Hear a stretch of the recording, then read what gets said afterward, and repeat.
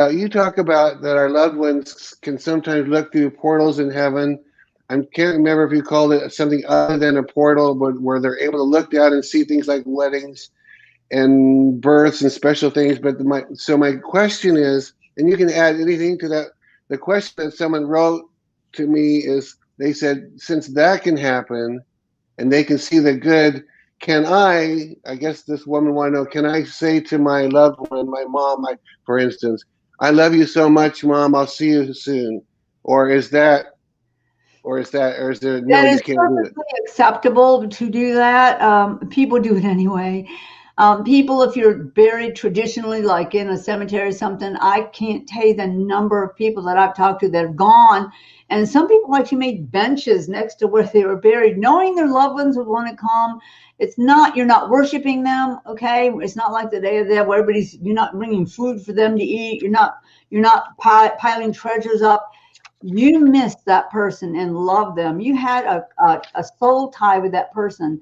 It is absolutely, I even tell people, look up and say hello. And on your birthday, Wow.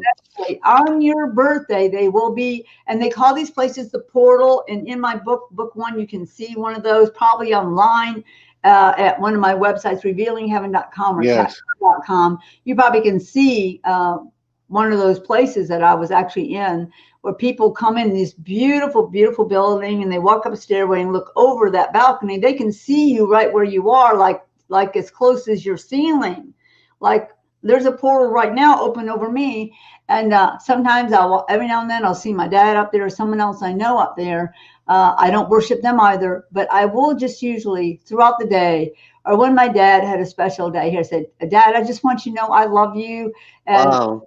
carrying on the things that you started. I love people for you. I help you. I know that he knows that already, but it's certainly okay to say hello. I miss you. I love you. I'll see you again. Maybe you know your family members riding the roller coaster. Hey, I know you're riding the ride up there because those people love those things. And the thing about having an understanding about heaven, it helps you on the earth to realize it is a literal place and a place that one day you will be together with your family. And these memories here of struggles or hard times you went through, they will become like dust, okay?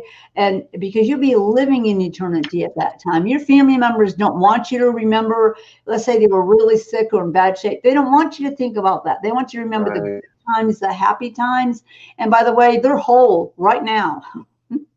Yeah. I mean, I have said, because I didn't know if I could address my father who went to be with the Lord 30 years ago, but he had been an abusive father and then he found the Lord.